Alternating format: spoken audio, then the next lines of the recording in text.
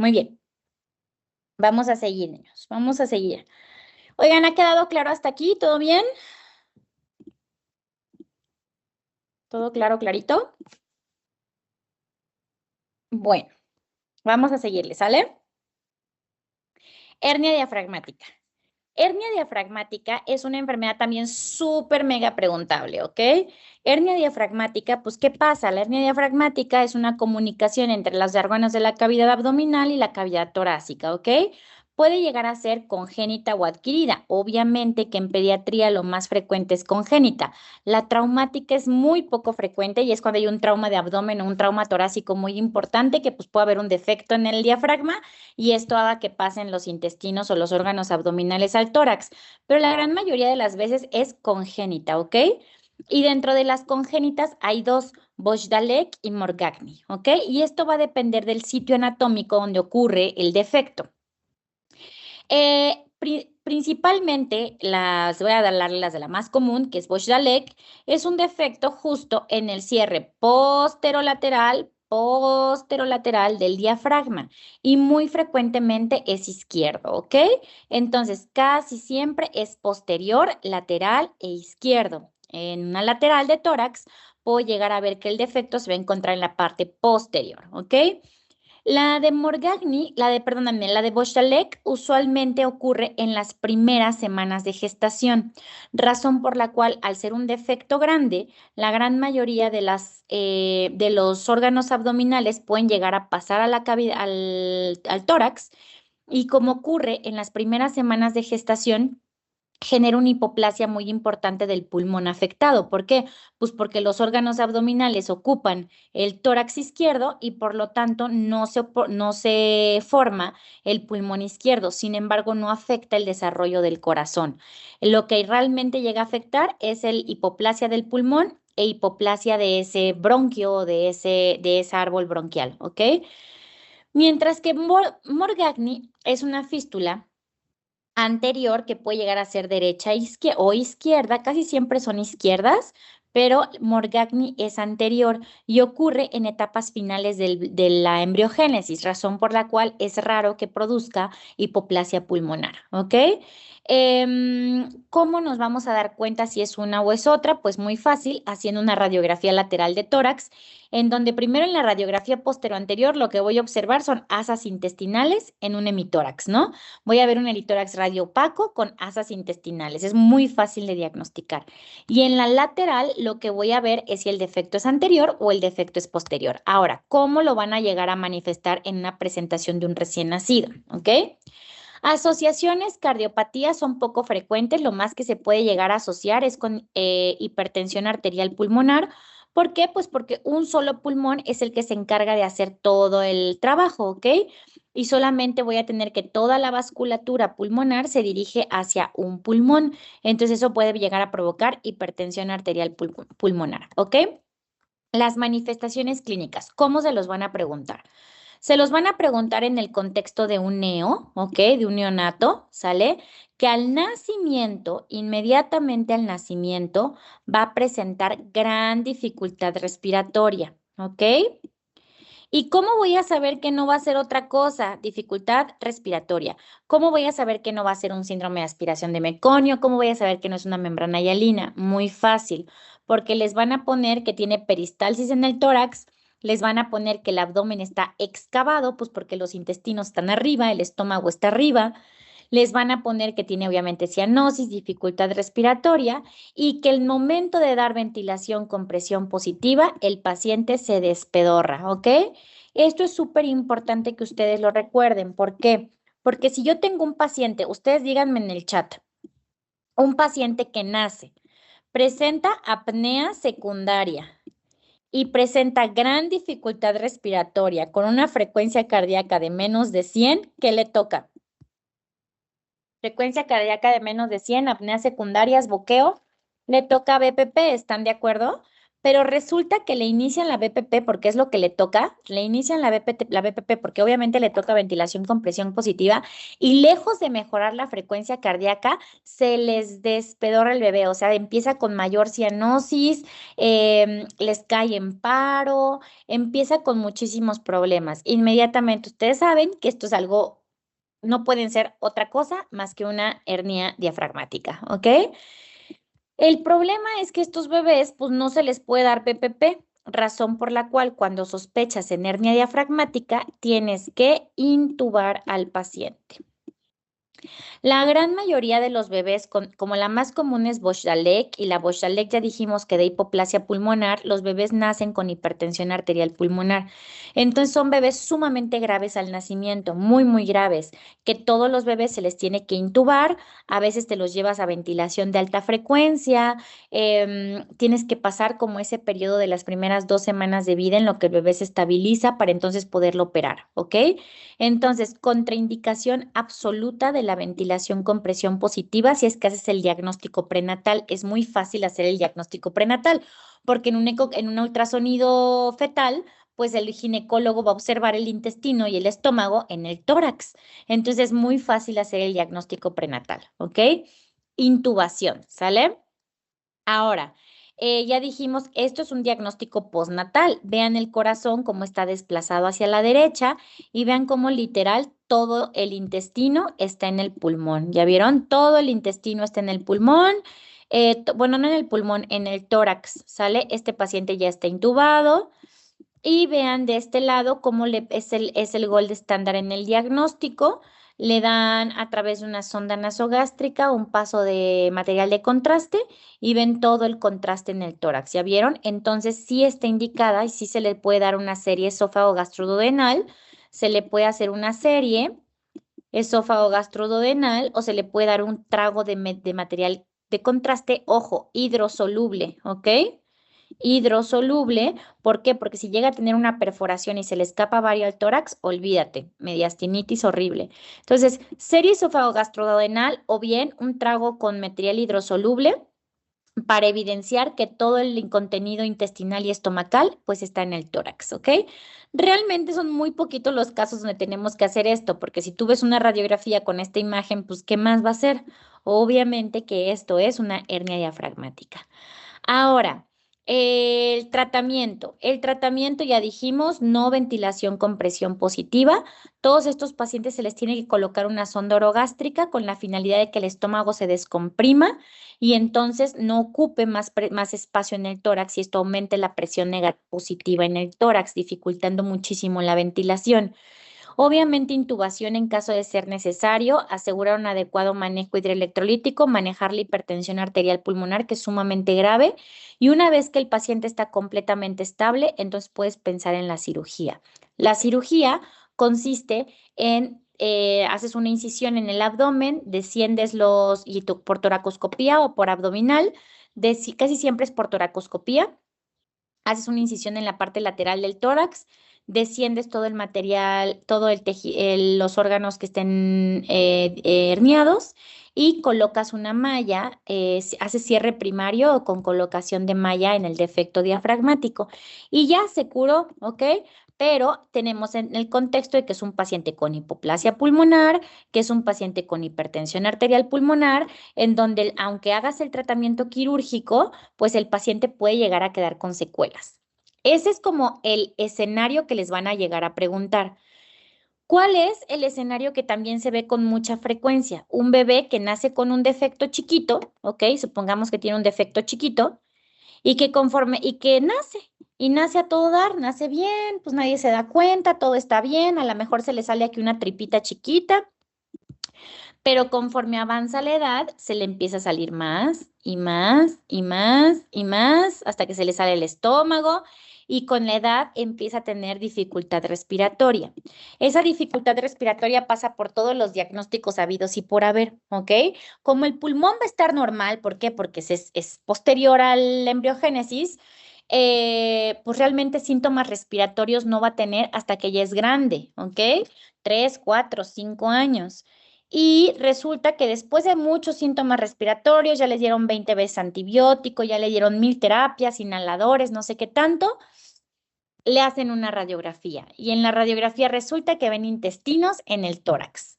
¿Qué tiene el niño? Pues tiene una hernia diafragmática, está estable, está tranquilo, porque pues obviamente no fue, fue algo pequeño que fue creciendo con la edad. Y pues estos pacientes requieren cirugía, ¿ok? Sin embargo, la presentación que ustedes les van a preguntar en el ENARM es la de un neonato, otra vez, un neonato que nace, mucha dificultad respiratoria, mucha cianosis, les van a decir que el abdomen está excavado y les van a decir que tiene ruidos intestinales en el tórax o que al administrar la BPP se pone del terror, ¿ok? Entonces, ustedes van a estar ante el diagnóstico de una hernia diafragmática. No lo duden, no va a ser otro diagnóstico, es ese, ¿ok?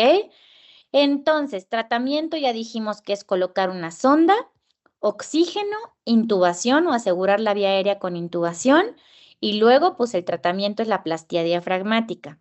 Acuérdense que el primer estudio diagnóstico que voy a realizar es una radiografía en la cual puedo hacer una serie o puedo hacer un trago con material, un trago de leche o un trago de agua o un trago de algo con material hidrosoluble, ¿ok? O sea, contrastada. Para fines prácticos es una serie, ¿ok? Entonces no se les vaya a olvidar, queda claro estenosis, perdón, me queda claro hernia diafragmática.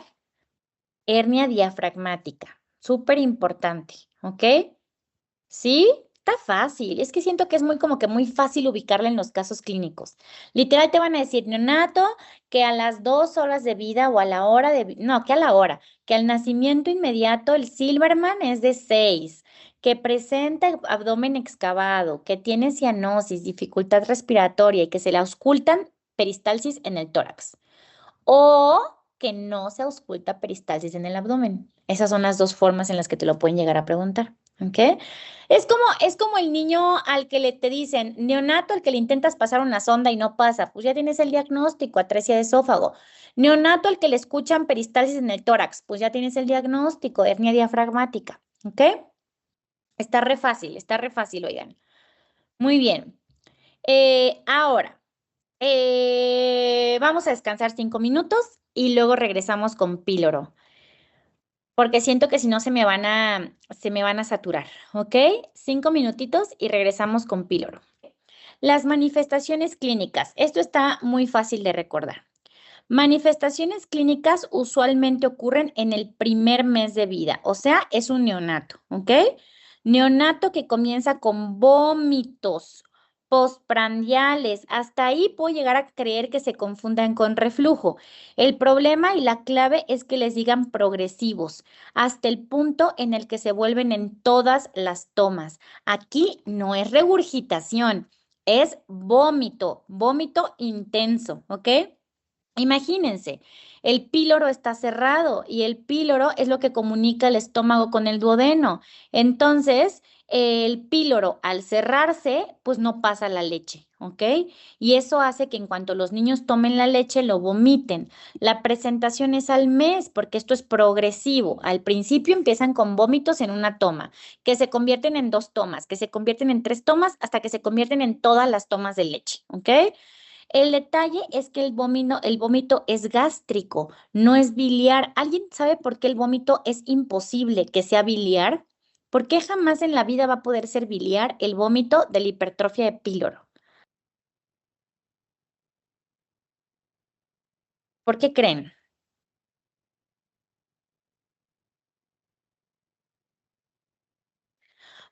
Pues porque la bilis se excreta en el duodeno, en la ámpula de váter, y esto es antes de eso. Entonces, no alcanza a ser en el duodeno, razón por la cual la bilis, pues nada que ver, la bilis se excreta en el duodeno y el duodeno está después, ¿sale? Exactamente. Entonces, pues sí hay, o sea, no hay conexión con el duodeno, exactamente porque está cerrado, porque el píloro está gigante. Entonces, los vómitos no pueden ser biliares, ¿ok? Si te dicen vómito biliar, no pienses en píloro, no te están hablando de píloro, ¿sale? Muy bien, el niño está muy hambriento porque no está enfermo. El problema es que está cerrado el píloro, entonces el bebé está sano, el bebé tiene hambre, quiere comer, está muy deshidratado. Y ocurre algo que aparece en todos los pacientes con píloro. Alcalosis metabólica con cloro bajo y potasio bajo. ¿Por qué? Porque son tantos los vómitos que condicionan una hipocloremia, ¿sale? Entonces, alcalosis metabólica, hipoclorémica, hipocalémica. No se me vayan a confundir y le pongan acidosis, ¿ok? Porque es alcalosis metabólica, hipoclorémica, hipocalémica, ¿ok? En el menos del 30% de los casos puedo llegar a palpar la oliva pilórica. Cuando palpo la oliva pilórica es 100% patognomónico de hipertrofia de píloro, pero solo la palpamos en menos del 30% de los pacientes. Onda peristáltica gástrica también es frecuentemente encontrarla, sin embargo, pues esta sí no es patognomónica de la enfermedad.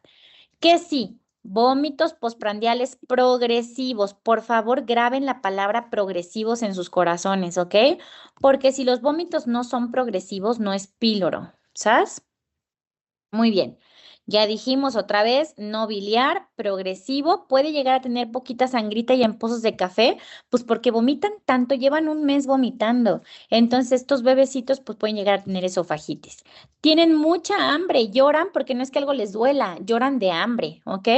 Y la evolución del vómito llega a ser hasta en proyectil. ¿Por qué? Porque el estómago está tan cerrado que imagínense que les meten 3 onzas de leche, pues esas 3 onzas salen pero si a chorro, ¿ok? Salen con fuerza. El diagnóstico. Ya dijimos que el palpar la oliva pilórica es prácticamente patognomónica de la enfermedad, ¿sale? En algunos pacientes donde pues no es fácil palpar la oliva pilórica porque los bebés no se les palpa con facilidad, el diagnóstico gold estándar es el ultrasonido, ¿ok? Nada que la radiografía, que la no sé qué. El gold estándar es el ultrasonido en donde voy a ver el dato de pi. ¿Qué es pi? 3.1416. 3 de grosor, 14 de diámetro, ¿ok? Y 16 de longitud, ¿ok?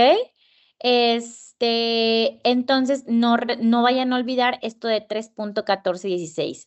3 de diámetro, 3 de grosor, perdónenme, 3.14 de diámetro y 16 de longitud. Esas son las medidas del píloro hipertrófico. Si te salen estas medidas, entonces estás ante el diagnóstico confirmado de hipertrofia de píloro. Una vez que hago el diagnóstico, ¿qué tengo que hacer? Punto número 1, corregir la alcalosis metabólica. ¿Por qué? Porque si no la corrijo, el paciente puede tener apneas o se te muere en quirófano, algo tan fácil como un píloro, ¿ok? Entonces, restitución hidroelectrolítica y corrección del equilibrio ácido-base, ¿ok? Ya que el bebé está en perfectas condiciones para obviamente que ayuno, no le vas a seguir dando de comer. Entonces, ayuno, corrección hidroelectrolítica, corrección ácido-base, y ya que está el bebé perfecto, en perfectas condiciones, ahora sí, le haces la piloromiotomía de Ramstedt. ¿Qué es la piloromiotomía de Ramstedt? A través de una mini incisión en el abdomen, hacen una piloromiotomía y pues ya, no es una incisión en el píloro ni nada, solamente rompen un poquito la capa muscular y entonces inmediatamente se suelta la estenosis o en general la estrechez.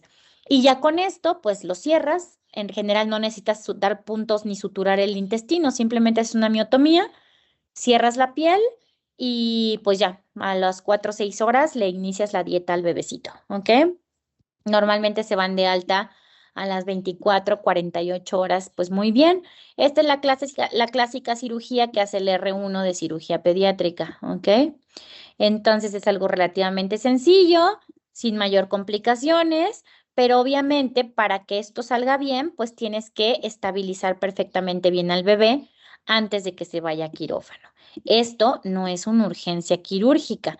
Hasta ahorita no hemos visto ninguna urgencia quirúrgica. ¿Sale? Urgencias quirúrgicas verdaderas. Alguien que me dé urgencias quirúrgicas verdaderas. Por ahí yo ya les dije 2. En las clases pasadas yo ya les dije 2 verdaderas urgencias quirúrgicas. Eso, no se las he dicho, Pero sí, Carlita, invaginación es una, tienes toda la razón. Muy bien, Leo, torsión testicular es otra. Les falta una que también, enterocolitis no es una urgencia quirúrgica, no, no, no. Verdaderas urgencias quirúrgicas. Apendicitis no es una verdadera urgencia quirúrgica, pensamos eso, pero no lo es. Parafimosis, muy bien, Noemí, verdadera urgencia quirúrgica. Si no lo pasas en ese momento, se le necrosa el pilinguis. ¿Qué otra es una verdadera urgencia? Hernia encarcerada. Te diría que no, Brisa, no es una verdadera urgencia porque primero la reduces y luego con calma lo pasas a... Primero la reduces y luego con calma lo pasas a quirófano. Entonces, no. Son bien poquitas, ¿eh? Son súper poquitas las urgencias quirúrgicas. Ya dijeron 4. Parafimosis, torsión testicular, por ahí con el otro pusieron, invaginación, muy bien, van 3. Les dije otra. Meckel no, Hirschsprung no. No, esas no. Esas no son urgencias. No, esas no, la verdad que no. Son bien poquititas, la verdad. Malrotación, no. Algo que te puede llegar a dar la malrotación. Hay algo que te puede dar la malrotación que si es una urgencia, urgencia, urgencia. Eso, vólvulo, muy bien. La obstrucción no, tampoco. Vólvulo, muy bien. Ahí ya dijeron las 4 verdaderas. No, la perforación tampoco es un urgencia. O sea, digo, pues sí, lo tienes que pasar a quirófano, pero no tienes un rango de tiempo. La verdad que no. Entonces, pues hay niños que se tardan 24, 48 horas perforados en pasar a quirófano. Entonces, no. En las 4 verdaderas urgencias quirúrgicas son invaginación intestinal, vólvulo, torsión, parafimosis. Bueno, obviamente un balazo en la cabeza, pues ese tipo de cosas, ¿no? Una hemorragia cerebral, esas cosas, pues sí, ¿no? Pero me refiero a las urgencias como de cirugía pediátrica, ¿ok? Las urgencias de cirugía pediátrica, las verdaderas urgencias son esas 4, todo lo demás puede esperar, ¿sale? El trauma en general, o sea, no sé, un balazo, un, un vaso sanguíneo sangrando, ese tipo de cosas, pues sí, ¿no? Pero en realidad como tal, de cirugías, solo son esas 4. Todo lo demás, pues puede esperar, la verdad que puede esperar. Muy bien. Entonces, vamos a ver atresia de duodeno. Atresia de duodeno es una obstrucción del duodeno, obviamente. Congénito, por supuesto que congénito. Si yo tengo al duodeno y de pronto está cerrado el duodeno, cómo creen que se van a manifestar esos pacientes? Si yo tengo el duodeno y está completamente cerrado, pues ¿cuál creen que va a ser el dato pivote? ¿Cuál va a ser el síntoma pivote de un duodeno cerrado? Pues obviamente que vómito. Muy bien, muy bien, Luisa, muy bien, todos. Vómito, pero ya lo dijeron, ahora sí, vómito biliar. ¿Y en qué momento creen que aparezca el vómito? ¿A los 3 días o en cuanto le das de comer?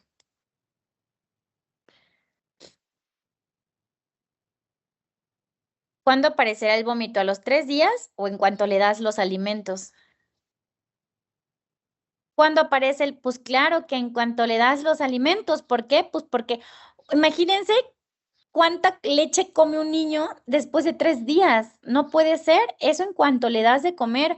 ¿A los cuántos minutos aparece el vómito en una atresia de duodeno, en una atresia esofágica? En una atresia esofágica el niño saca todo en cuanto se lo metes, ¿no? En una atresia duodenal, el niño saca todo, pues a lo mejor a las 8 horas, a las 12 horas. ¿Por qué? Pues porque el estómago se va haciendo gigante hasta el punto en el que pues va para afuera todo, ¿ok? Entonces son vómitos que se manifiestan en el primer día de vida. Y ahora ustedes díganme, ¿cómo son los vómitos del niño con hipertrofia de píloro? ¿Cuál es la palabra clave de los vómitos del niño con hipertrofia de píloro? Hipertrofia de píloro, proyectil. Pero la palabra clave, ¿qué es? ¿Cuál es la palabra clave de esos vómitos? Ya la dijeron. Progresivos, progresivos, ¿sale? De contenido gástrico, pero progresivos. La palabra clave es progresivos. Y entonces, ¿cómo voy a si la atresia duodenal es inmediato y la atresia esofágica es inmediato, ¿cómo voy a distinguir el caso entre una y otra? Muy fácil. Muy fácil. ¿Qué tiene un vómito y qué no tiene el otro vómito? Pues claro. ¿Cuál tiene bilis?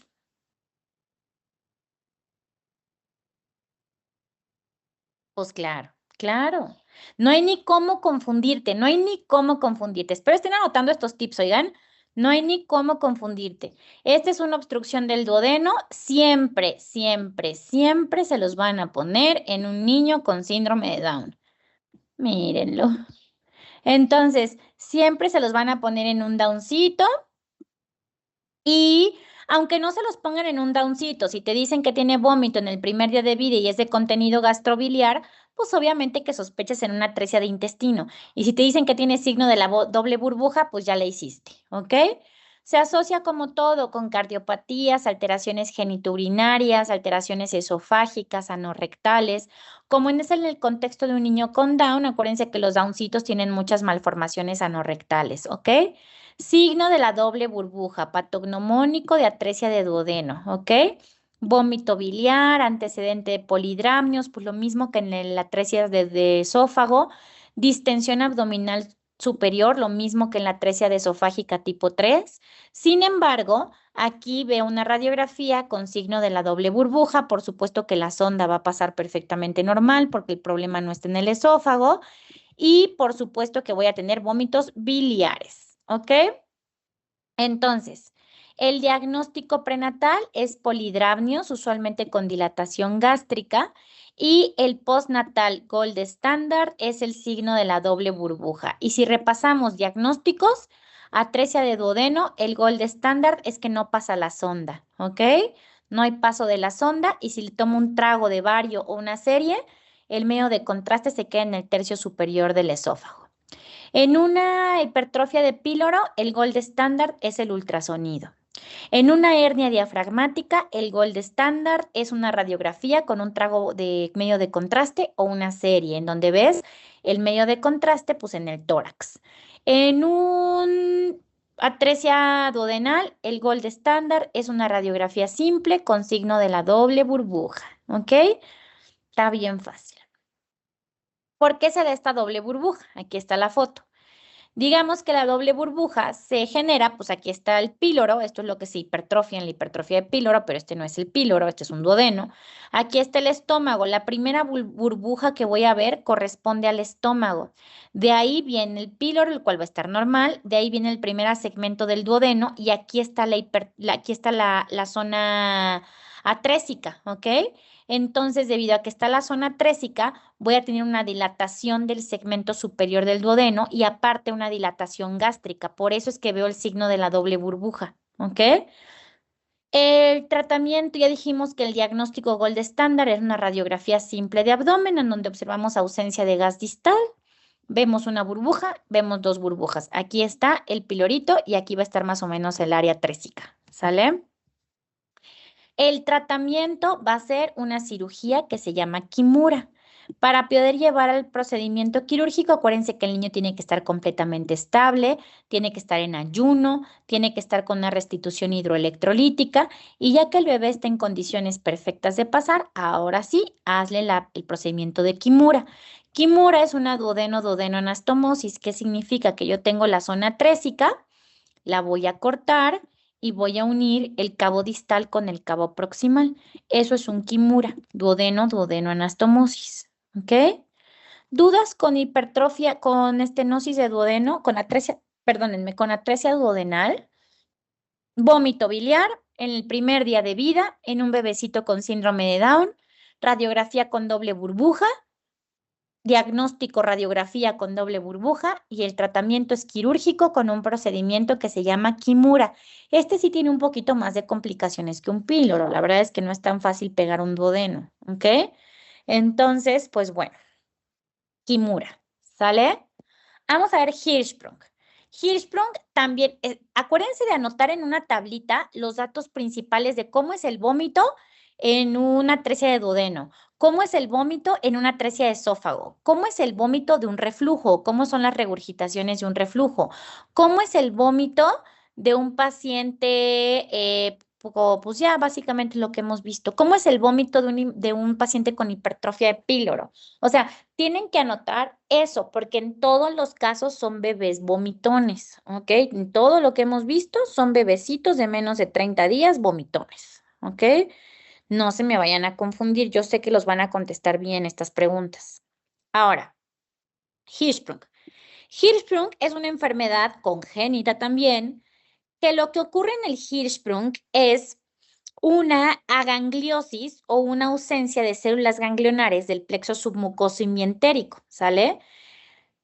Las células ganglionares en la embriogénesis o en la etapa embriogénica se van a producir de proximal a distal. ¿Qué significa? Que se van a ir generando desde la boca hasta el ano.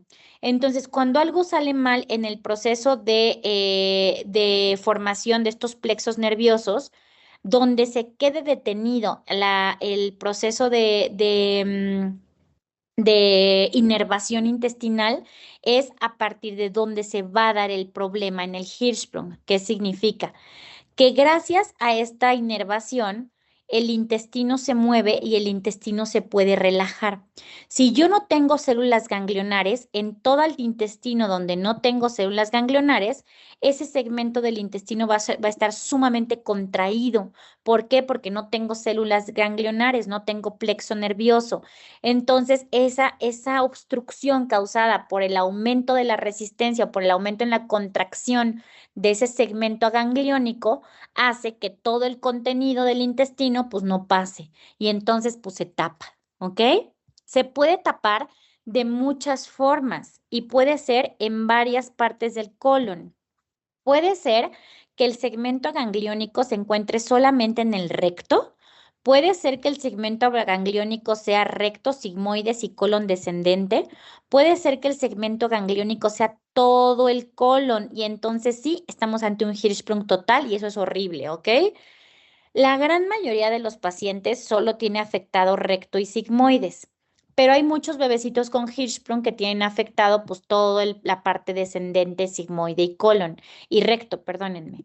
Obviamente que no va a ser la misma manifestación clínica del Hirschsprung total que del bebé que solo tiene Hirschsprung en el recto y en el sigmoides, ¿ok? Entonces, ¿cómo me voy a dar cuenta del paciente con Hirschsprung? Las manifestaciones clínicas va a ser usualmente un paciente de el que solamente tiene alteración en la parte distal del colon, ¿ok? Si yo tengo cerrada la parte distal del colon, por simple lógica, ¿qué creen que pase? Pues que todo el contenido intestinal poco a poco se va a ir acumulando y acumulando y acumulando. Y entonces el colon se va dilatando y dilatando y dilatando, pero se va a dilatar antes del sitio estrecho. Entonces te puede dar un megacolon justo antes de donde empieza el segmento gangliónico. La parte enferma del colon del niño con Hirschsprung no es la dilatada está sana. Acuérdense que la parte donde va a haber un problema es donde no tengo ganglios o donde no tengo plexos nerviosos y eso hace que el colon esté súper estrecho, no se puede relajar. Entonces, las manifestaciones clínicas pues va a depender. La gran mayoría de los pacientes se va a presentar como distensión abdominal progresiva, ausencia de evacuaciones, usualmente en los muy graves, no se los van a poner así. Se los van a poner como distensión abdominal crónica, vómitos que pueden llegar a ser en un niño de 2 años, 3 años, 1 año, dependiendo de la presentación. Estreñimiento crónico, esta es la clave. ¿Por qué irritabilidad? Pues sí, ya que está ocluido, sí. Estreñimiento crónico, ¿por qué? Pues porque este colon cada vez se va a ir haciendo más gordo, más gordo, más gordo y la parte estrecha pues no cambia. Entonces la parte estrecha impide que salga la caquita, ¿ok? Y el resto de la cacuchis se va a ir acumulando en el colon y todo lo que se estanca se seca y todo lo que se estanca se infecta. Entonces, estos pacientes pueden debutar como una enterocolitis o pueden debutar como una colitis o como una enterocolitis, pero no del neonato, ¿ok? Esto se los van a presentar en un niño de 1, 2 o 3 años, ¿sale? No se los van a poner en un neonato. Y normalmente el caso clínico es el siguiente. Paciente de 1 año de vida que desde el nacimiento ha tenido evacuaciones cada 4 días, que desde los 2 meses presenta estreñimiento crónico, ya tiene 1 año, ¿ok? Un bebé con estreñimiento crónico es Hirschsprung hasta no demostrar lo contrario, ¿sale? Y me refiero al verdadero estreñimiento, no al bebé que hace cada tercer día aguado. No, el verdadero estreñimiento infantil, ¿sale? Entonces, un bebé de 1 o 2 años que lleva con estreñimiento crónico, con importante distensión abdominal, llega el punto en donde llega urgencias ocluido. Llega urgencias con vómitos gástricos, gastrobiliares o fecaloides, ¿ok? Donde ya no tiene evacuaciones y ya no tiene gas o ya no canaliza gases, o sea, está ocluido, ¿sale? Le haces una radiografía y ves una gran dilatación del colon. Y le haces un tacto rectal y madres, al sacar el dedo explota la caca, ¿ok? Literal, literal, con esas palabras, ¿ok? No estoy exagerando, explota, ¿sale?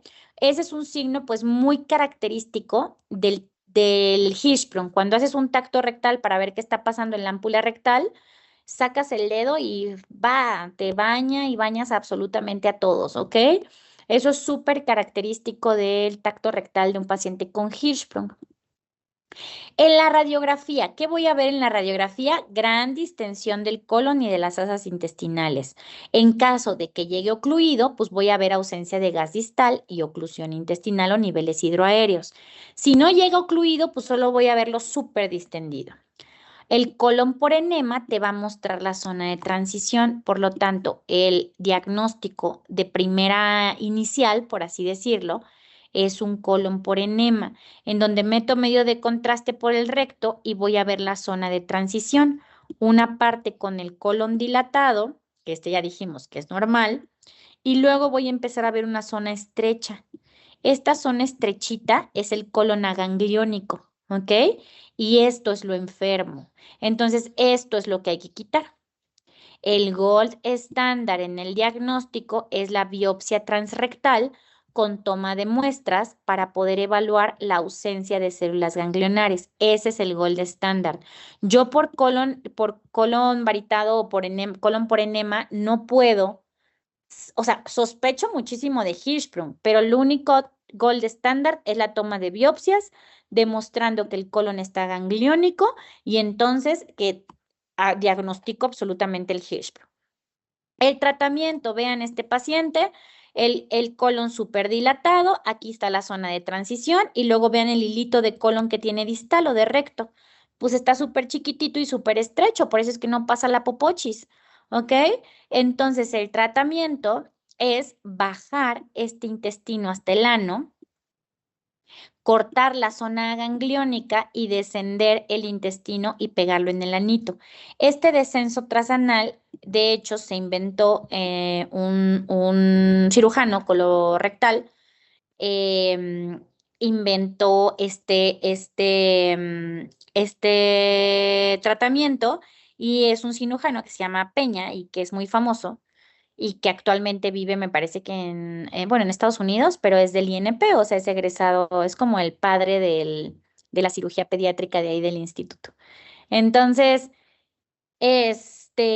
pues bueno, es una cirugía que ya se hace en todo el mundo y pues es el descenso trasanal, ¿no? O sea, agarran el anito, déjenme les enseño unas fotos, a ver, se las voy a poner por aquí, por la cámara para que vean cómo se ve.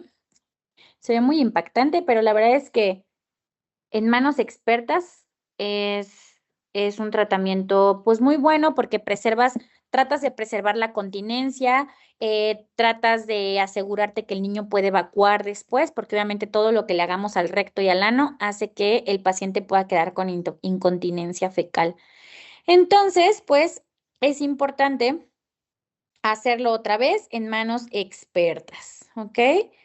Entonces, quiero enseñarles unas fotitos en donde, bueno, este es un video, a ver si lo pueden llegar a ver.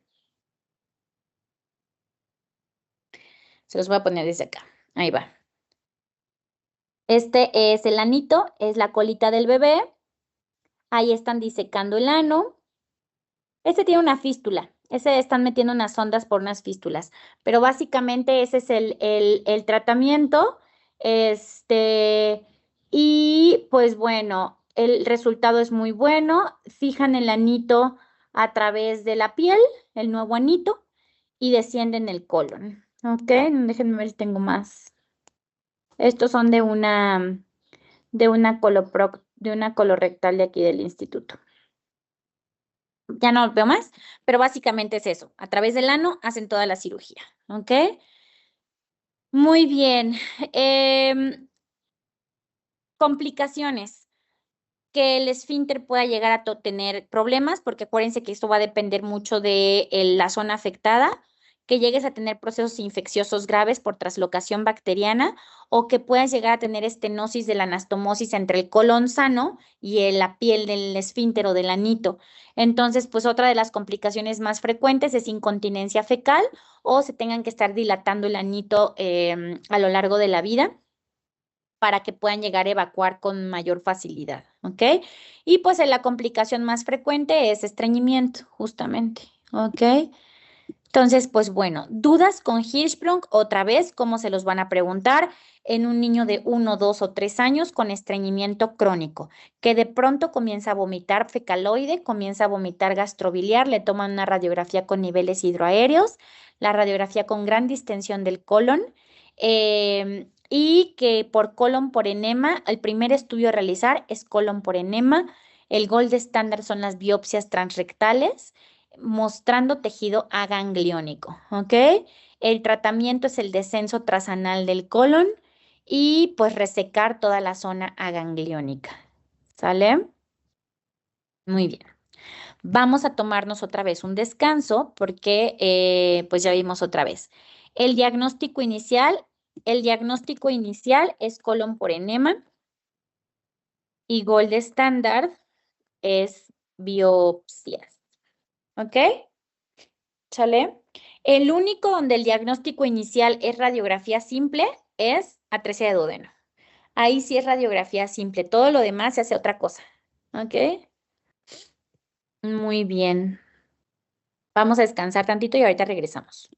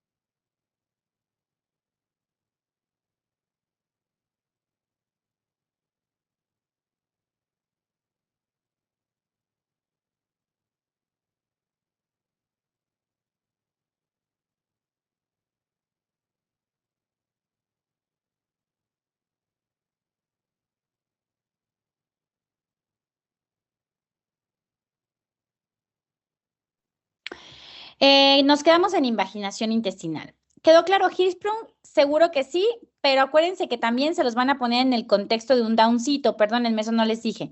El Hirschsprung se los van a poner en el contexto de un downcito. Entonces, hasta ahorita díganme 2 quirúrgicas que llevemos del down. ¿Cuáles son las 2 quirúrgicas que llevamos del niño con down?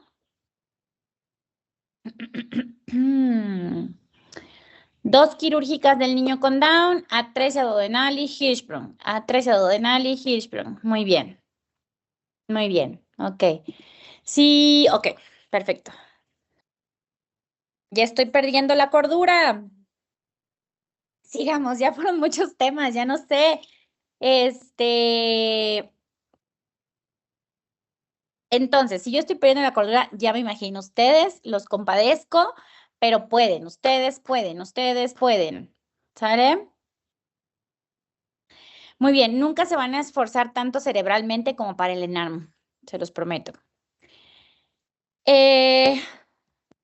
Ok, invaginación intestinal. Invaginación intestinal es una enfermedad obviamente causada por la introducción, está muy fácil también, es la introducción de un segmento intestinal dentro de otro segmento intestinal y esto se llama intuseptus sobre el intusucipiens, o sea, el que recibe y el que se mete, ¿ok? Estuvo muy fea esa explicación, pero pues así es, ¿ok? Entonces, la edad ideal es de los 6 meses a los 3 años. La edad en la que casi siempre les van a poner un invaginado es más o menos a los 4 meses, 7 meses, incluso 12 meses, ¿ok? Ya después del año, la verdad es que es difícil. Casi siempre se los van a poner en un niño de más de 3 meses, pero menos de 12, ¿ok? Entonces, esto es importante que ustedes lo recuerden en un niño de más de 3 meses, pero menos de 12 meses.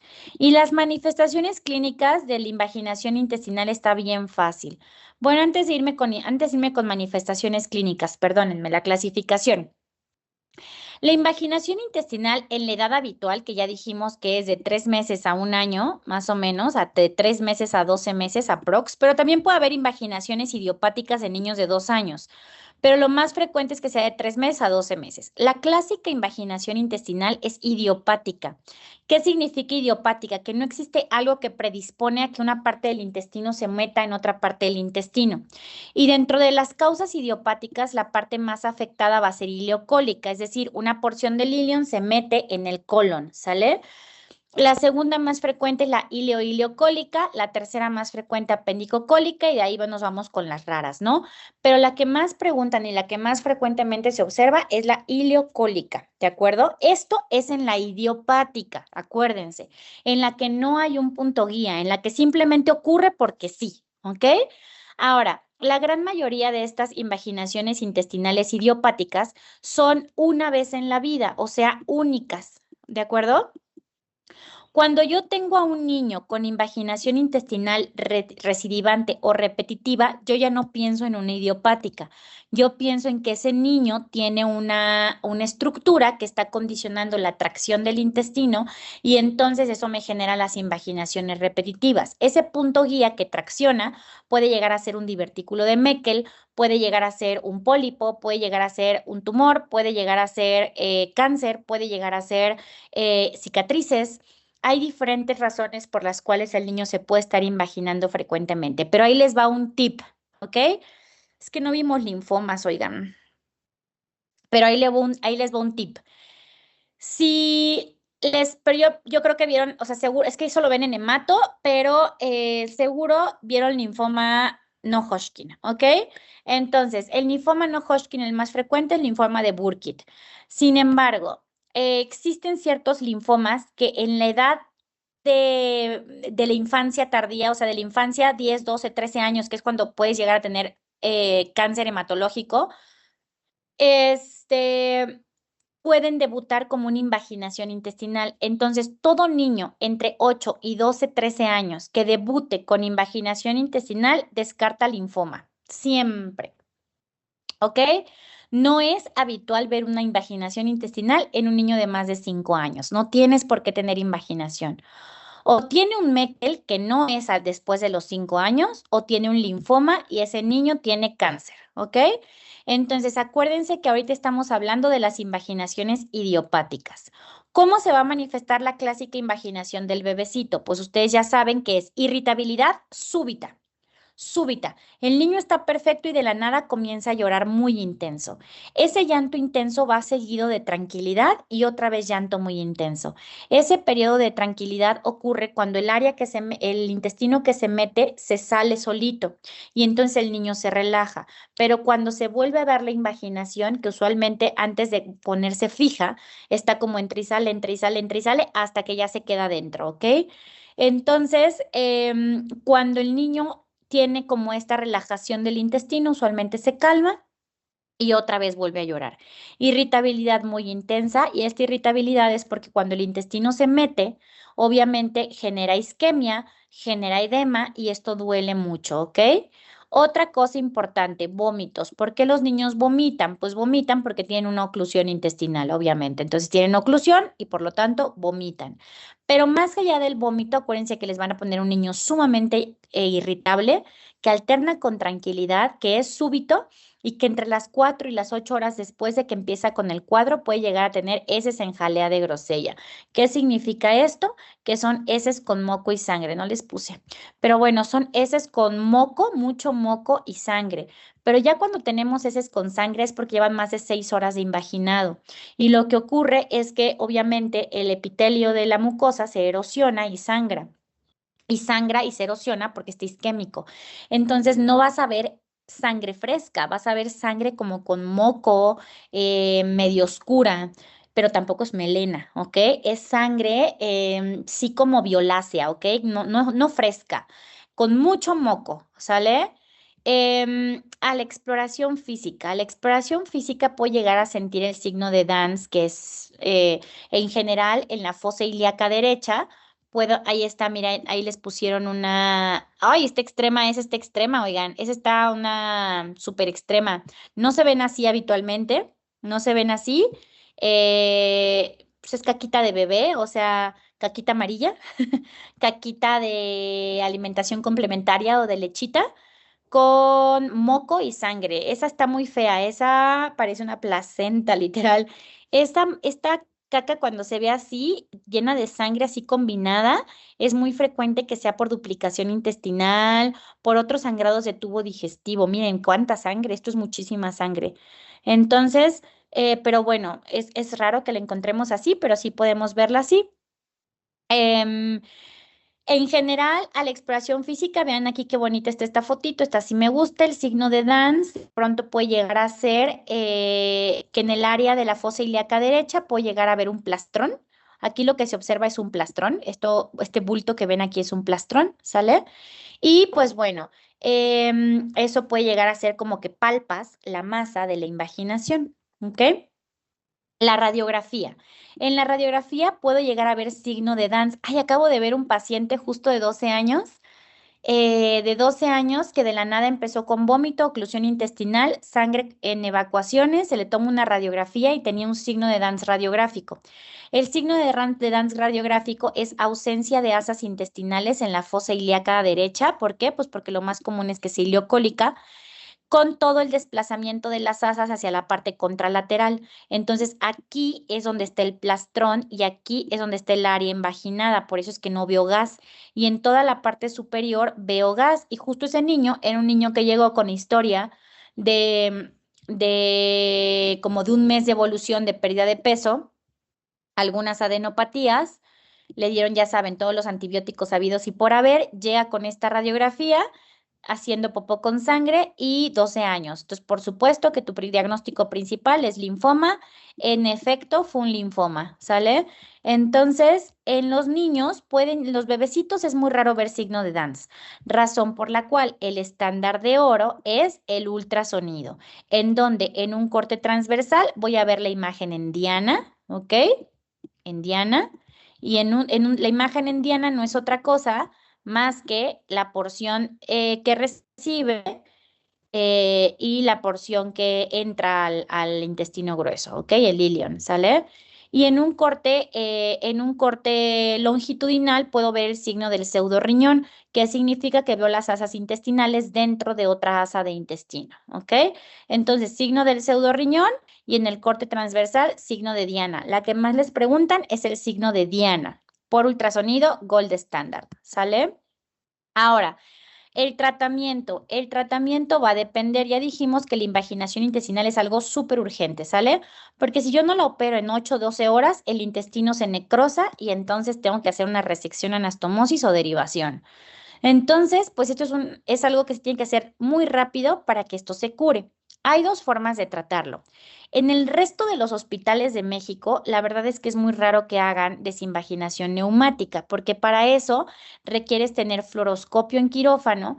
¿Y qué es la desinvaginación neumática? Es el tratamiento más efectivo en donde colocas una sonda por el recto. La sonda está, así literal, así hechizo. La sonda está conectada a un manguito, está conectado a un ¿no? En un manómetro y a través del esfingo empiezas a infundir gas, a infundir aire, o sea, aire ambiente, y a través del fluoroscopio estás viendo cómo ese aire va pasando a través de las asas intestinales hasta que llega a la zona exacta donde está la invaginación y ¡plup! La saca, ¿ok?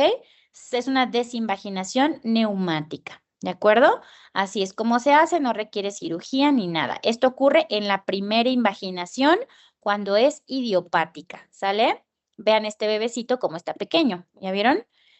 Ahora, ¿qué pasa si no se puede hacer por desinvaginación neumática? En la gran mayoría de los hospitales se hace desinvaginación quirúrgica, abren al bebé y manualmente quitan la desinvaginación y lo cierran. Lo desinvaginan, perdónenme, y pues ya cierran la piel, no hay que cortar, no hay que pegar, no hay que hacer nada. En el caso de las invaginaciones recidivantes, entonces sí hay que explorar el intestino para ver cuál es el punto guía y entonces a lo mejor hacer resección y anastomosis, ¿ok? Pero la gran mayoría de los pacientes resuelven con desinvaginación neumática. Hay otros centros hospitalarios donde hacen desinvaginación por colon por enema.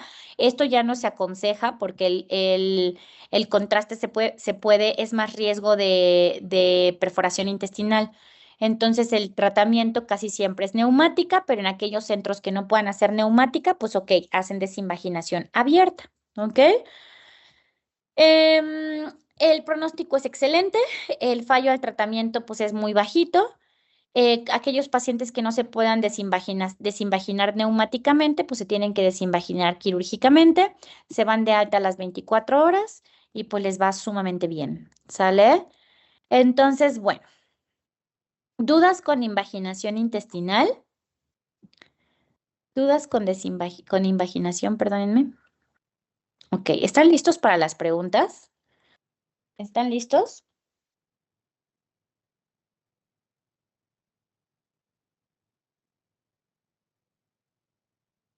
¿Están listos?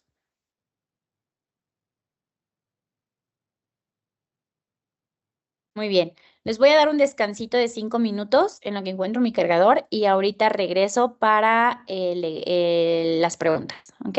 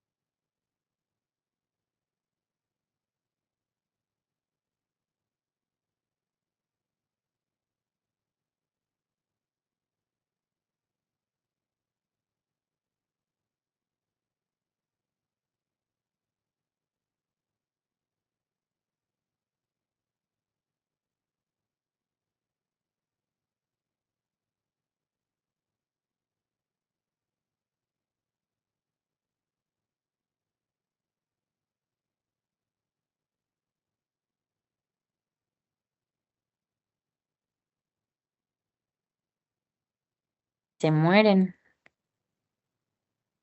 ¿Listos? Oigan, tengan cuidado, tengan cuidado. Sonda de doble lumen es para atresia para atresia esofágica.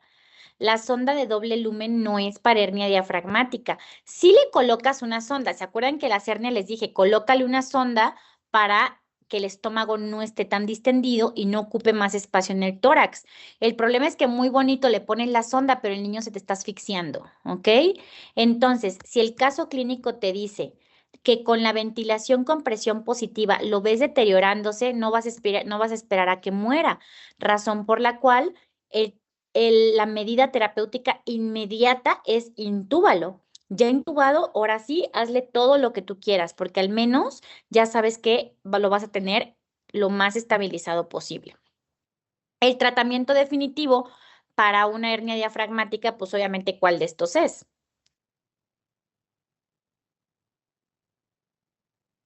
Este está muy regalado. Tratamiento definitivo. Muy bien, obviamente la plastía. ¿Sale? No les voy a soplar, no les voy a soplar. Masculino de 20 días sin antecedentes, acude con historia de 5 días de evolución con presencia de regurgitaciones y vómitos postprandiales. Han progresado. Actualmente en todas las tomas, una vez al día evacúa, deshidratación moderada, mucosa seca, semiabdomen superior distendido. ¿Cuál es tu primera medida en este paciente? Una radiografía, un ultrasonido, hidratación y gaso, hidratación y medicamentos antirreflujo. Tu primer medida. Hay dos buenas, pero ¿cuál es la primera? Tengo miedo de lo que me van a poner. La gran mayoría muy bien. La gran mayoría muy bien. A ver, ahí les va. Pónganme en el chat qué tiene el bebé. ¿Cuál es el diagnóstico de este bebecito?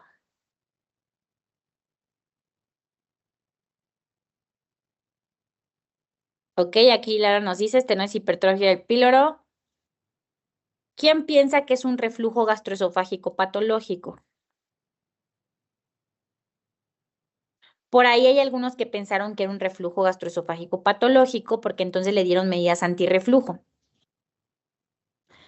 Acuérdense que ¿dónde está la palabra clave en el caso clínico? ¿Dónde está la palabra clave? ¿Ya la vieron?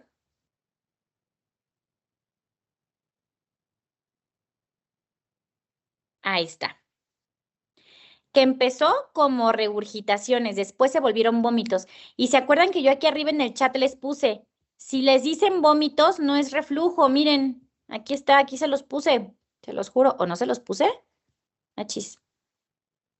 Sí, ¿no? Les puse, si les dice vómito, no es, aquí está. El reflujo son regurgitaciones, pero si le dicen vómitos, es otra enfermedad, ¿ok? Muy bien. Entonces, ya sé que es una estenosis hipertrófica de píloro. La radiografía no sirve. Acuérdense que la radiografía en píloro no sirve. La radiografía es para atresia duodenal, ¿sale? Ultrasonido de abdomen, definitivamente sí, si es el gold estándar, claro que sí. Pero no lo puedo pasar ultrasonido si el niño se me viene muriendo con apneas por la alcalosis. Entonces, lo primero que tengo que hacer en un bebé, acuérdense que es un bebé, es un neonatito de 20 días que llega muriéndose por la deshidratación.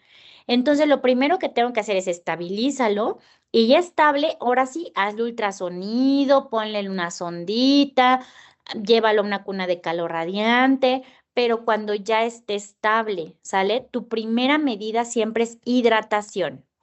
Es un neonato, ¿ok? ¿Cuál sería la alteración metabólica de los pacientes con píloro? Alteración metabólica de los pacientes con píloro. Acidosis metabólica hipoclorémica, alcalosis metabólica hiperclorémica, alcalosis metabólica hipoclorémica o acidosis respiratoria. Muy bien, alcalosis metabólica hipoclorémica. Acuérdense que por los vómitos te da hipocloremia. Muy bien. ¿Dudas? Son las tres más preguntables y así tal cual se las puse en el caso, igualititito se las van a preguntar en el INARM. Idéntico, ¿sale? O sea, realmente no va a haber como ninguna diferencia. Así se las van a preguntar, así se las aprenden, ¿ok? Muy bien. Entonces, vamos a ver ahora rápidamente un repaso de enterocolitis necrosante. Ustedes solitos me van a ir contestando lo que yo les voy a ir preguntando, porque esto ya lo vimos, ¿ok? Acuérdense que es muy común en los bebés, sobre todo los prematuros, los que tienen asfixia perinatal, los bebés con restricción del crecimiento intrauterino, los bebés con sepsis neonatal que progresan a una enterocolitis, y en general se manifiesta como una sepsis. Quiero que me pongan en el chat cuáles son las manifestaciones clínicas de un bebé séptico. ¿Cuáles son las manifestaciones clínicas de un bebé séptico? Échenmelas por el chat. Aunque me las repitan, ¿eh? No pasa nada que 5 escriban fiebre, pues. Fiebre, pero más que fiebre el neonato que tiene. ¿Cómo se le llama a esas variaciones de la temperatura de un neonato? ¿Picos febriles? ¿Es fiebre? Pero como eso, muy bien, eso, distermias, eso. Rechazo a la alimentación, muy bien, échenme más. Irritabilidad, bien. Succión débil, bien. Crisis convulsivas, bien. Les falta una súper importante que todos los sépticos tienen eso, Pau, muy bien. Ictericia, muy bien, me leyeron la mente. Alteraciones del estado neurológico, muy bien. Ictericia, ya dijeron rechazo a la alimentación, ya dijeron alteraciones neurológicas, ya dijeron distermias, pues creo que ya dijeron todas, oigan. Acuérdense que también les puede dar una alteración metabólica en una cosa muy importante. Somnolencia, metabólico, ¿qué les puede pasar metabólico? En los sépticos, ¿recuerdan? Ok, pueden llegar a tener hipoglucemias, acidosis, muy bien, Ara, muy bien, acidosis metabólica, hipoglucemias, muy bien, excelente. Ahora, doctor Alex nos pone, ¿cuál es la más común? Uy, por mucho, bueno, pues es que depende, la verdad es que depende. En un prematuro es sumamente frecuente las enterocolitis. En la población general son más frecuentes las invaginaciones, ¿ok? Las enterocolitis son muy frecuentes, casi todas son levecitas, pero son muy frecuentes en el prematuro, muy frecuentes. Las invaginaciones también son muy frecuentes, pero en niños sanos, o sea, de la nada, ¿sale? Muy bien. Las manifestaciones clínicas entonces ya lo vimos y específicamente las que se relacionen con enterocolitis, acuérdense que siempre les van a poner siempre los caso de enterocolitis necrosante o de NET, les voy a poner NET, de enterocolitis necrosante siempre les van a poner un neonato prematuro con distensión. Con distensión. Ay, se me fue la onda. ¿Distensiones con S o con C? Con distensión, con S. Con distensión abdominal, con distensión abdominal. Hasta como que cuando lo escribes y lo escribes mal es cuando te das cuenta, ¿no? Ok. Con distensión, con este neonato prematuro, distensión abdominal, sangre en heces. Siempre se los van a poner así. ¿Ok? Muy bien.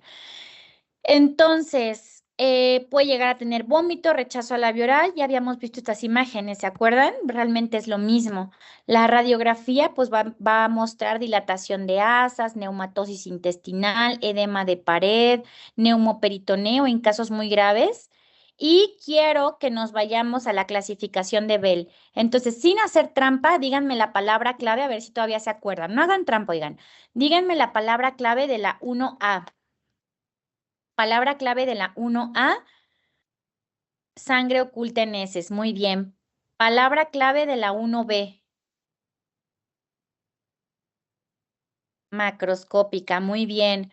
¿Y la 1A y la 1B son confirmación o sospecha? Sospecha. Bien. La palabra clave de la 2A.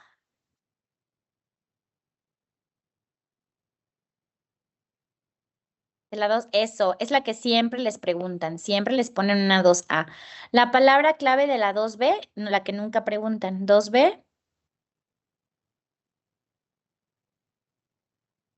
Acidosis, acidosis, acidosis. También tienen ascitis, pero acidosis metabólica, ¿sabes? Muy bien, acidosis metabólica. La palabra clave de la 3A. Empieza con P. Abdomen agudo o peritonitis. Muy bien, abdomen agudo. Y ya bien facilita, la palabra clave de la 3B, perforación. Muy bien. Neumoperitoneo o perforación. Súper bien, muy bien. Increíble. Entonces, oigan, muy bien, estoy muy orgullosa. Acuérdense, ahorita ya entramos con lo muy específico de enterocolitis. Punto número 1 en el tratamiento. Ya lo diagnostiqué, ya hice la clasificación, ya lo catalogué en un estadio específico. Lo siguiente, acuérdense que es ayuno. Sonda orogástrica para descompresión gástrica, desequilibrio, más bien restitución hidroelectrolítica. En el paso A siempre va a ser, no, porque si no se me van a confundir con la clasificación. El paso 1 siempre va a ser estabiliza al paciente. Si te llega chocado, pues por supuesto que el ABC. Entonces, paso 1, estabiliza al paciente. Paso 2, a partir de la 2A, inicia tratamiento empírico. ¿Con qué voy a dar tratamiento empírico? Vean la GPC, literalmente se las copié y pegué. El tratamiento empírico va a incluir cualquier antibiótico que te incluya gram negativos, casi siempre te dice que penicilina y aminoglucósido, ya dijimos que ampigenta, pero acuérdense que puedo llegar a agregar en combinación con metronidazol y súper importante, también te manejan que cuando tienes un paciente de más de 7 días, el tratamiento ideal es Cefta o cefepime con metronidazol. También puedes utilizar piperacilina tazobactam, ya en cosas como que mucho más severas. Y si el paciente te llega chocado, no hay de otra, ponle meropenem, ¿ok? Ampiamica metro y en casos de choque meropenem, pero eso nunca en la vida se los van a preguntar, ¿ok? Solamente les van a preguntar el tratamiento clásico, que es betalactámicos con aminoglucósido, o sea, ampigenta con metronidazol. Cuando el paciente ya lleva más de 5 o 4 días en ayuno, es súper, y va a llevarlos porque el ayuno te lo vas a llevar hasta los 7 o 14 días, es súper importante nutrir al niño, no lo vas a dejar 7, 14 días sin comer, razón por la cual debes colocar un catéter venoso central para iniciar NPT, que es nutrición parenteral, es una nutrición por la vena. ¿Todos han visto las NPTs? Una NPT es como una bolsa blanca con un líquido blanco y ese líquido se infunde a través de un catéter y esa es tu alimentación. Tiene riesgos y todo lo que tú quieras, pero es la manera de mantener nutrido a un paciente que no le vas a dar de comer por días. Entonces, la GPC te dice, el estadio 1, hazle la radiografía cada 8 horas, ve la evolución, valora la mejoría clínica, valora el tratamiento, inicia la alimentación en caso de que el paciente mejore. En un estado 2A ya estás confirmando la enfermedad, ya sabes que lo vas a dejar en ayuno por 7 a 14 días, ya sabes que lo tienes con antibióticos intravenosos. En la 2B, usualmente ya tienes que tratar la acidosis metabólica, ya vieron, bicarbonato, aminas, ventilación mecánica. Y en la 3A, pues ya sabes que es un paciente que debe estar en una unidad de cuidados intensivos, ya estás intubado el paciente, lo tienes ya valorándolo para cirugía, porque acuérdense que la 3A son datos de abdomen agudo. Y por supuesto que la 3B, todos los pacientes se van a la parotomía exploradora, los tienes que abrir y ver qué parte del intestino se te perforó. El objetivo, pues, en la cirugía es quitar todo el tejido necrótico y preservar la mayor cantidad de intestino posible, porque acuérdense que cuando quitas todo el intestino isquémico te puede dar algo que se llama síndrome de intestino corto, que es algo muy terrible, ¿ok? La perforación intestinal es la indicación absoluta para hacer un tratamiento quirúrgico, ¿de acuerdo? Cirugía temprana, sí. ¿Cómo voy a saber que lo tengo que pasar a quirófano y sigo en la 3A, ¿ok? Yo estoy en una 3A, es decir, todavía no está perforado. ¿Cómo voy a saber que ese paciente sí requiere tratamiento quirúrgico? Esto es una constante pelea entre los cirujanos y los neonatólogos. Todos los neonatólogos quieren que pues, se pase a quirófano desde la 3A o desde la 2B. El problema es que operar a un paciente inestable, pues no es cualquier cosa y mucho menos un neonato. Entonces, antecedente de una sepsis grave, plaquetopenia, acidosis metabólica a pesar del tratamiento, asa fija en más de 24 horas, aire en la porta, celulitis o paracentesis con datos de sangrado o bacterias en peritoneo, que significa perforación pequeña, antes de ver neumoperitoneo.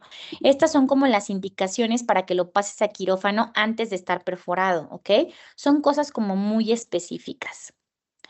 La prevención, pues obviamente darle estos bebecitos a los neonatos prematuros probióticos, no abusar con el progreso de la leche, preferible mantener un reposo intestinal y poco a poco ir subiendo el estímulo enteral hasta que logras mantenerte en una lechita para prematuro. Recordemos que un prematuro de menos de 32 semanas, así esté perfecto con CPAP, en cuanto le inicias la leche, como le vas a iniciar una fórmula hiperosmolar, porque la fórmula para prematuros son muy osmolares, tienes riesgo de hacer enterocolitis por el simple hecho de darle de comer. No es que lo vayas a mantener en ayuno, significa que tienes que ser muy cauteloso con el tratamiento de un prematuro en general, porque hasta soplarle al prematuro le causa un problema. Entonces, pues bueno, eso es importante. Y pues creo que esto es lo que me faltaba como explicarles de la enterocolitis necrosante, como muy enfocado al tratamiento quirúrgico, ¿sale? Acuérdense que las complicaciones pueden ser estenosis intestinal, intestino corto, malabsorción, cirugías posteriores por oclusión intestinal secundaria, adherencias o bridas, muerte, choque séptico, secuelas neurológicas, etcétera. ¿Ok? Muy bien. Creo que sí vamos a terminar. Sí. Nos falta Meckel y nos falta, no me acuerdo cuál otra. Pero ya solo nos faltan dos. ¿Nos las echamos o descansamos? Yo creo que no las echamos. De una. Órale, me parece muy bien. Meckel. Meckel también les di un media embarradita de Meckel, pero realmente les dije, vamos a ver Meckel en cirugía. ¿Ok? Entonces, Meckel. Meckel, pues acuérdense que en defectos de la pared intestinal y en defectos del cordón umbilical, les decía que estas alteraciones del conducto vitelino, cuando el conducto vitelino no se oblitera por completo, puede generar pedículos, puede generar divertículos o pseudodivertículos. Nos pone Andy, en un simulador preguntaban al cuánto tiempo se le iniciaba la vía oral a un paciente con... Exacto, sí, Andy, depende del estadio. A una 1A le puedes reiniciar la dieta a las 72 horas, dependiendo de la evolución, porque es una sospecha. Si tú no confirmas la enfermedad, le puedes reiniciar la dieta. En una confirmación de enterocolitis, es decir, a partir de la 2A, al menos entre 7 y 14 días de ayuno. ¿Ok? La gran mayoría pasan 7 días de reposo intestinal antes de atreverte a iniciarle la alimentación. Entonces son entre 7 y 14 días, pero va a depender mucho porque obviamente un perforado se te va hasta 3 semanas, ¿sale? Ujú, muy bien. Entonces, el Meckel, acuérdense que es una alteración en la obliteración completa del saco vitelino y del conducto vitelino. Hay un fracaso en la regresión del conducto y entonces hay una persistencia o un remanente. Y este remanente se forma un divertículo verdadero que se llama divertículo de Meckel, ¿ok? Em, la gran mayoría de los pacientes van a desarrollar síntomas más o menos a los 2 años de edad. Por eso es que decíamos la regla de los 2, ¿se acuerdan? ¿Qué es esto de un verdadero divertículo? Significa que tiene las 3 capas del intestino, todas las capas del intestino, a diferencia de un pseudodivertículo que tiene solamente 2 o una capa intestinal. El divertículo de Meckel, ¿se acuerdan? No sé si se los dije a ustedes, es que se me cuatrapean los cables entre todo lo que he dado de clases y eso, entre residentes, pasantes, pero no me acuerdo si yo les decía que el divertículo de Meckel se puede expresar de 3 formas. La clásica, que es con sangrado, se puede expresar como una invaginación intestinal, que ya les dije que es un punto guía, o se puede expresar como una diverticulitis, que es como si fuera una apendicitis. Estas no se las van a preguntar, les van a preguntar la presentación del sangrado, ¿ok? Entonces, esas son las 3 formas en las que se manifiesta un Meckel. Realmente aquí lo que vean, lo que les estoy queriendo manifestar con estas imágenes, pues es justo las alteraciones o los remanentes onfalomesentéricos. Acuérdense que me puede dar un quiste de conducto vitelino, me puede dar un uraco persistente. ¿Cómo se le llama? A ver si ustedes se acuerdan. No, no está aquí, no, no está aquí. ¿Cómo se le llama a la lesión del ombligo que puede llegar a tener salida de secreción fecaloide? ¿Cómo se le llama la lesión del ombligo que es por persistencia del conducto onfalomesentérico y que puede llegar a dar secreción fecaloide por el ombligo? ¿Se acuerdan? Empieza con P. Onfalocele no. Onfalocele es un defecto de la pared intestinal. Eso, pólipo. El onfalocele también es un defecto de la pared. La persistencia del uraco, ahí, por ahí sale pipí, Ara. Por ahí sale pipí. La respuesta es pólipo. ¿Sale? Pólipo. ¿De acuerdo? Y el onfalocele, pues, es un gran defecto de la pared abdominal donde se salen los intestinos, los órganos en general, y es, acuérdense que siempre por un defecto importante cromosómico, sindromático, etcétera. Entonces, aquí vean, conducto onfalomesentérico, secreción fecaloide. ¿Sale? Muy bien. La regla de los dos. 2 pulgadas de longitud, 2 tipos de tejido ectópico, gástrico y pancreático. Esa es la razón por la cual sangra. Entonces, si les llegan a preguntar uno de estos, les van a preguntar cuáles son los 2 tipos de tejidos que tiene el Meckel, a qué edad es la presentación habitual y cuál es el sexo más afectado. Lo demás, la verdad es que casi no se los preguntan, pero si quieren se lo pueden aprender. 2 pulgadas, 2 tipos de tejido, 2 años de edad, 2:1 en hombres, 2 centímetros de diámetro, 2% de la población y a 2 pies de la válvula ileocecal, ¿ok? Exploras hacia arriba, te vas 60 centímetros y ahí ves el Meckel. Pero la que más preguntan es esto, hombre de 2, 3 años y sangra. ¿Por qué sangra? No sangra porque se rompa o porque le pase algo malo. Sangra porque al tener tejido gástrico, ¿qué creen que produzca ese tejido gástrico? ¿Qué creen que secrete? ¿Qué secreta el epitelio, la mucosa gástrica? Ácido, ¿verdad? Ácido clorhídrico. Entonces, si tengo una porción de intestino grueso que secreta ácido clorhídrico, ¿qué creen que le va a pasar al intestino adyacente?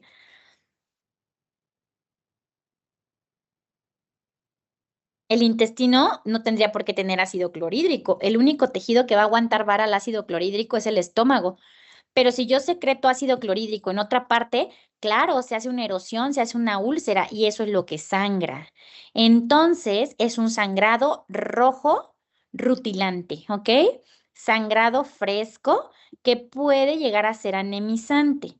Esto es completamente indoloro, no duele nada. Esta es la presentación que les van a poner. La oclusión intestinal es en los casos de invaginación con punto guía, es decir, una invaginación recidivante, recidivante, recidivante. Ya desinvaginaste por neumático y a los 2 meses se te vuelve a invaginar y a los 6 meses se te vuelve a invaginar. Ya mete ese paciente a quirófano por vida de Dios para saber qué es lo que le está causando la invaginación repetitiva. Muchas veces es un Meckel, ¿ok? Se presenta con invaginación, a lo mejor ese paciente no sangre, pero se te está invaginando. Y la última forma en la que se puede llegar a presentar es como una diverticulitis, como un apéndice, literal, idéntico a una apendicitis. Le haces un ultrasonido para diagnosticar la apéndice y te dice apéndice ligeramente dematosa. Y dices, chin, pues sí, es una apendicitis.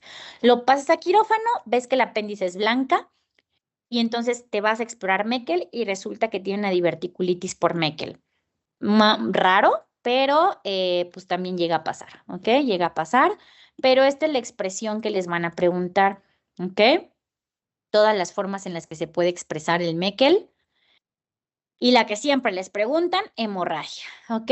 Y esto es lo que les decía, la secreción del tejido ectópico gástrico hace que sangre y por lo tanto se ulcera y sangra, ¿ok?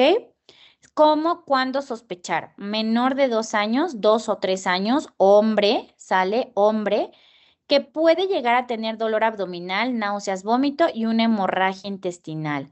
Se los van a poner como un niño que sangra asintomático, ¿ok? Esta es la presentación clásica. Estas son las otras presentaciones que yo les he estado diciendo, ¿ok? Pero casi siempre se las van a poner en el contexto de un niño asintomático de 2 años, hombre, que sangra, ¿ok? ¿Cómo es el caso clínico? Niño de 2 años que presenta hematoquesia, ¿ok? Sangrado fresco en las heces. Melena es sangre digerida, o sea, de tubo digestivo alto, digerida, tubo digestivo alto. Y hematoquesia es sangre fresca en heces, ¿ok? Que habla de sangrado distal, ¿sale? Muy bien. Entonces, el diagnóstico gold estándar es gamagrama. ¿Qué va a ser el gamagrama? Pues es detectar justo el tejido ectópico, perdónenme, el tejido de Meckel, se hace con tecnesio 99 o pertecnetato, no se lo tienen que aprender. Y pues nada, detecta Meckel, ¿ok? Detecta Meckel y entonces con toda la calma del mundo lo pasas a quirófano. Esta es una cirugía programada, no es una cirugía de urgencia, ¿ok? Gamagrama, gold estándar en el diagnóstico. El 16 a 20% son hallazgos incidentales. Le haces una láparos por un abdomen agudo, por una apendicitis, le quitas el apéndice y entonces exploras Meckel. Y si sí tiene Meckel, lo quitas. ¿Ok? Son hallazgos incidentales. El tratamiento, obviamente, es resección. Vean este Meckel, Meckel sote. Meckel, pues aquí lo resecas, ¿ok? Lo quitas por completo. ¿Ya vieron? Y ya, solucionado el problema. Ahora, acuérdense, el abordaje habitual, paciente masculino de 2 años de edad, hombre, asintomático que comienza a tener sangre fresca por las heces. Es un Meckel, ya, fin, no puede ser otra cosa, ni hemorroides, ni divertículo, es un Meckel, ¿ok? ¿Qué voy a hacer con ese niño? Te dicen, si presenta alteraciones hemodinámicas, o sea, el niño tiene taquicardia, mal estado general, hipotensión, ¿qué crees que le tienes que hacer? Sangró por la colichi y te lo encuentras con taquicardia, con palidez de tegumentos y con hipotensión. ¿Cuál será tu manejo inmediato? ¿Cuál será tu manejo inmediato? ¿Operarlo o estabilizarlo? Pues claro que estabilizarlo, si está chocado, pues lo tienes que estabilizar. Ahora, supongamos, van 2 veces o 3 veces que sangra el mismo niño, ya es el tercer sangrado. Te lo encuentras con signos vitales estables, pero pálido. Le tomas una biometría hemática y tiene una hemoglobina en 6.5. ¿Cuál será tu tratamiento? ¿Operarlo o transfundirlo?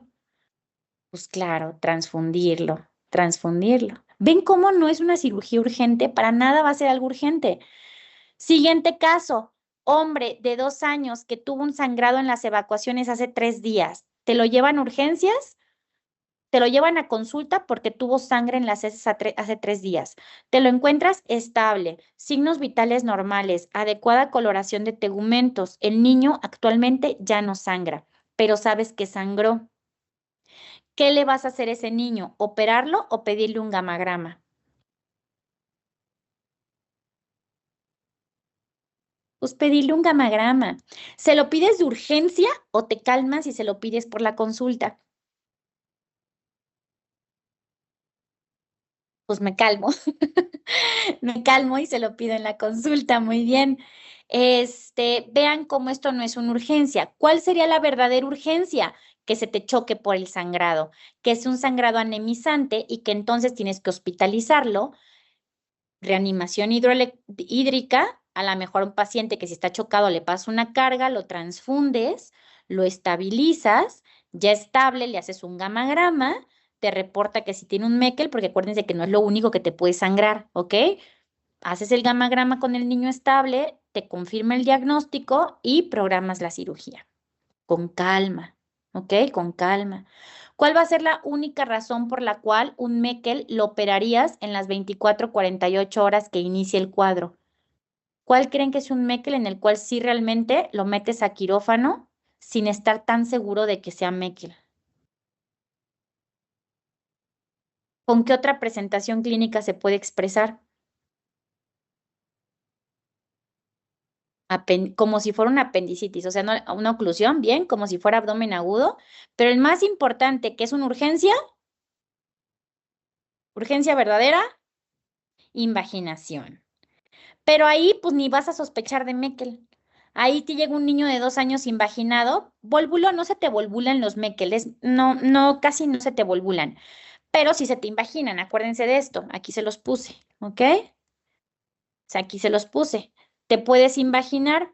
Es raro que te volvules, lo más frecuente que se puedan invaginar, pero acuérdense que tanto la invaginación como un vólvulo vas para adentro. Obviamente que pues a lo mejor piensas en Meckel, a lo mejor no. Si es un niño de 2 años que hace un mes sangró y ahorita te llega invaginado, pues es obvio, es un Meckel, ¿no?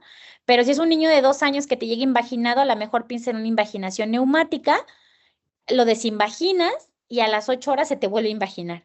Lo metes a quirófano y entonces incidentalmente te das cuenta que tiene un Meckel, ¿ok?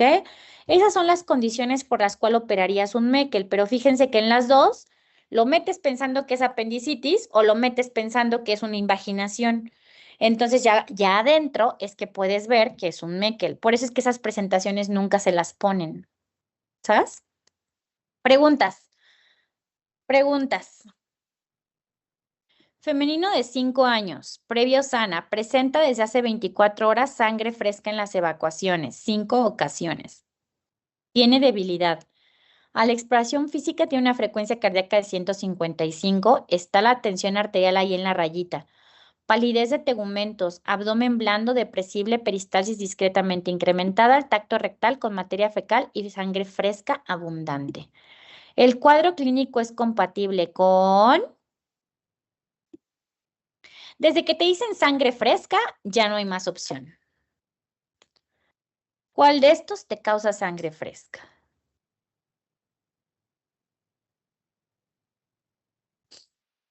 Eso, muy bien. ¿Por qué no puede ser una invaginación? No puede ser una invaginación porque llega 5 evacuaciones con sangre. Eso no es el invaginado. El invaginado es una popochis con moco y sangre, ¿ok? Y la sangre del invaginado es en jalea de grosella, acuérdense, con moco y como ya medio oscurilla, ¿sabes? Sangre fresca es igual a Meckel. El tratamiento indicado inicialmente para este paciente es exploración anal bajo anestesia, una colonoscopía, reducción reumática o reanimación y transfusión. Te llegó con 155 de cardíaca y la TA está ahí ya medio baja. ¿Qué le haces? Lo pasas a quirófano, lo reduces neumático, le haces una colonoscopía o lo transfundes y le pasas líquidos.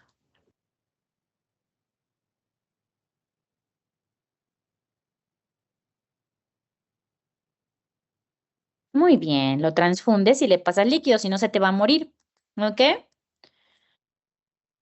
Masculino de 10 días atendido en urgencias por distensión abdominal. Tiene 10 días, es un neonato. Tiene 3 vómitos amarillos. Rechazo a la vía oral desde hace 24 horas. Tiene antecedente de que le dieron BPP porque hizo una apnea secundaria al nacimiento. Lo dieron aparentemente a los 4 días de alta sin complicaciones. La TA está normal, está taquicárdico y tiene 37,5 de temperatura, febrícula. Paciente de término deshidratado, abdomen distendido, doloroso, no visceromegalias, peristalsis ausente. El dato que te permite establecer el diagnóstico, que son las evacuaciones con moco, datos clínicos de sepsis, evacuaciones con sangre o desequilibrio hidroelectrolítico. ¿Cuál de estos te dará la pauta para saber el diagnóstico? La gran mayoría muy bien, todos son correctos. Todas estas son correctas. El que tenga evacuación con moco, pues sí te llama la atención en un neonato. Datos de sepsis definitivo. Sangre macroscópica es el diagnóstico de esta enfermedad en en una estadificación muy específica y muchos neonatos con esta enfermedad tienen desequilibrio hidroelectrolítico. Todas son buenas, pero lo que te permite establecer el diagnóstico, ya que deja de ser sospecha y se vuelve diagnóstico, son dos datos. Si te ponen neumatosis intestinal, está obvio, pero no se los quise como hacer tan evidente. Entonces, que tengas sangre y aparte datos de sepsis te hace diagnosticar esta enfermedad. Ahora sí, el dato radiográfico para entonces sí confirmar diagnóstico, ¿cuál es? El anterior te hizo tener fuertes sospechas, pero ¿cuál te hace confirmar el diagnóstico?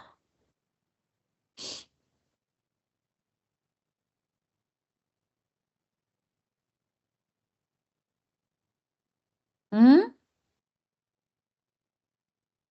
Ujú, ujú, ujú. ¿Listo? Eso, mero, neumatosis.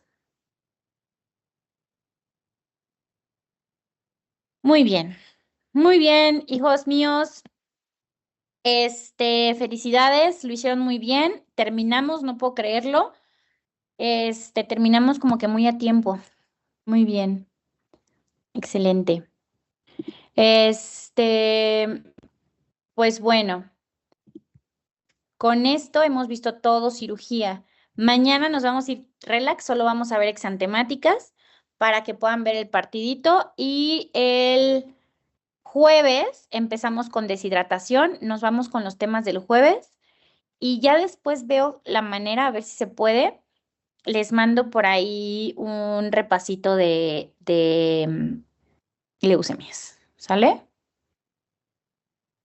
O vemos perlas rápidas el jueves. Bueno, pues entonces vámonos a descansar y nos vemos mañana. Descansen. Muchas gracias, doctora y doctores. Los esperamos mañana para continuar con la ponencia. Hasta luego, buenas noches. Bye, descansen, buenas. Hasta luego, bye bye.